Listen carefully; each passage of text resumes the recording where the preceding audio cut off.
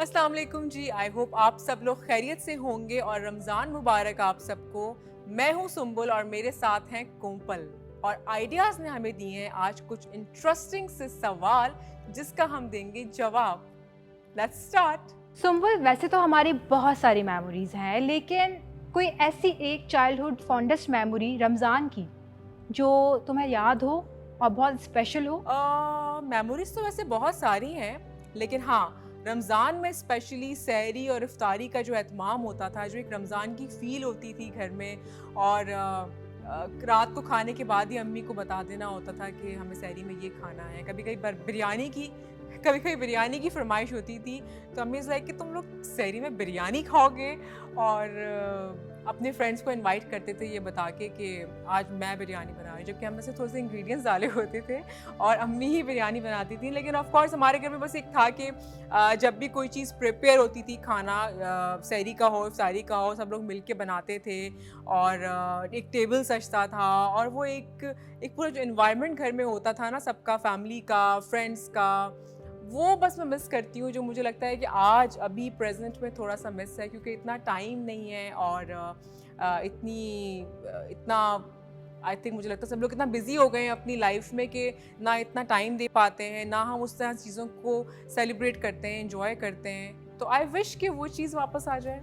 I completely agree with her. कुछ चीज़ें होती हैं जो हमेशा आपको याद रह जाती हैं, वो लम्हे जो आप हमेशा याद रखते हैं, क्योंकि चाइल्डहुड मेमोरीज़ में वो चीज़ हमारे हमेशा रहती है। जैसे कि हम लोग सहरी तक जागते थे, सारे फ्रेंड्स, सारे कज़न्स मिलके सहरी करते थे, सहरी प्रिपेयर करते थे, अपनी अपनी फेवरेट डिशेस बना रहे होते थे और इफ्तारी में जहाँ तक मेरी कोशिश होती थी, मैं अपनी फेवरेट चीज़ ज़रूर बनाती थी और सबसे बाद में रिव्यूज़ भी लेती थी कोमपल नहीं बनाती थी, कि अम्मी बनाती थी। अम्मी बनाती थी, अम्मी की हेल्प करवाती थी। अच्छा ये बताओ कोमपल कि तुम रमज़ान में तुम्हारी क्या रूटीन होती है? कैसे पूरा दिन स्पेंड करती हो अपना? रमज़ान की रूटीन थोड़ी डिफरेंट होती है हमारी नॉर्मल रूटीन से, क्योंकि रमज़ान में हम सहरी तक जागते हैं, फिर उस सहरी प्रिपेयर करते हैं, सहरी करके हम नमाज़ पढ़ते हैं और फिर नमाज़ पढ़ने के बाद थोड़ा ही टाइम मिलता है सोने का। फिर काम शुरू हो जाता है। फिर काम के लिए ज़ाहिर-सी बात है कि पूरा दिन आप बाहर होते हैं, काम कर रहे होते हैं।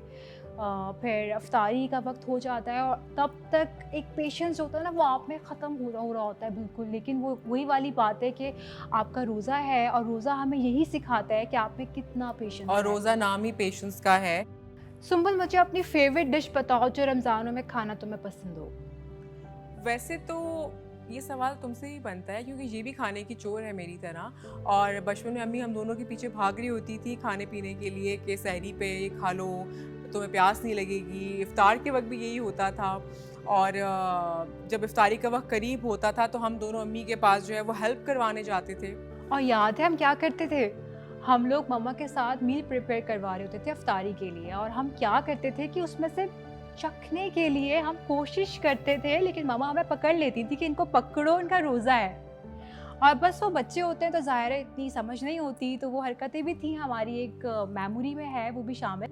बट बिलीव मी, वो ड्रिंक ऐसी है जो हम दोनों आज तक फॉलो करते हैं और रमज़ानों में अभी तक पीते हैं। मेरा ख्याल है कि पहले उस ड्रिंक का नाम बताया जाए। बिल्कुल, तो वो ड्रिंक है ड्राई फ्रूट मिल्क शेक। जो बहुत यमी है, बहुत डिलीशियस है और हेल्दी ड्रिंक है, जिसको पी के आप बहुत फ्रेश फील करते हैं और इसकी आदत भी हमें बचपन से अम्मी ने ही डाली और वो आज तक चलती आ रही है। तो आओ हम दोनों मिलकर अपनी फेवरेट रेसिपी सबसे शेयर करते हैं।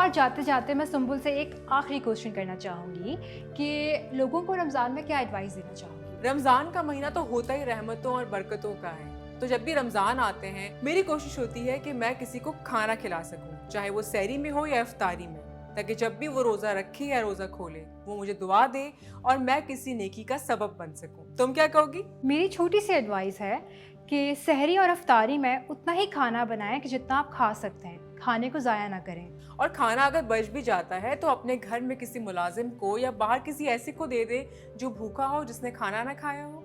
गरीबों की मदद करें। तो फिर कह दें, आप सबको हमारी तरफ से रमज़ान मुबारक।